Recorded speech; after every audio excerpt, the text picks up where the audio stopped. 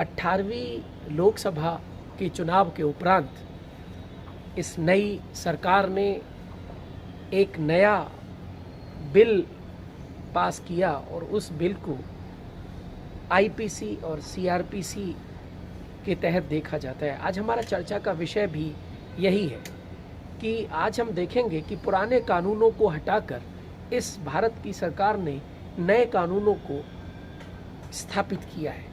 नया भारत की सरकार के अनुसार इसे नया कीर्तिमान कहा जा रहा है। क्या कानून पहले नहीं थे? क्या कानून प्राचीन काल में नहीं थे? क्या कानून मध्यकाल में नहीं थे? क्या कानून उपनिवेशिक काल में नहीं थे? क्या आज़ादी के बाद ऐसे कैसे कानून बनाए गए? इस पर हमारा चर्चा होगी। दरअसल प्राचीन काल में कानून राजा के द्वारा बनाए जाते थे, वंशवाद की परंपरा के द्वारा बनाए जाते थे, एक ऐसे वर्ग के लिए बनाए जाते थे जहाँ पर समानता नहीं थी, एक रूपता नहीं थी, एक पक्षीय न्याय होता था।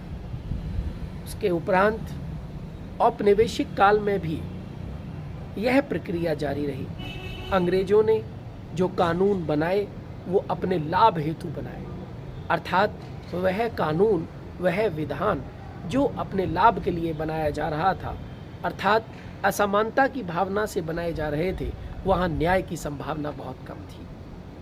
आज़ादी के बाद भारत में संविधान की परिभाषा को गढ़ा गया। ऐसा नहीं है कि संविधान अचानक से आ गया था। जब भारत के लोग स्वतंत्रता के लिए संघर्ष कर रहे थे, तब संघर्ष के दौरान ही भारतीयों ने कहा कि हमारे लिए एक संविधान होना चाहिए, अर्थात सम प्लस विधान, वह ऐसा मंच जहां भारत के लोगों को एक समानता मिले, एक न्याय मिले, अर्थात चाहे कोई राजा हो, कोई अधिकारी हो और एक आम नागरिक हो, उन सभी को एक पटल पर एक भावना से, एक दृष्टि से देखा जाए।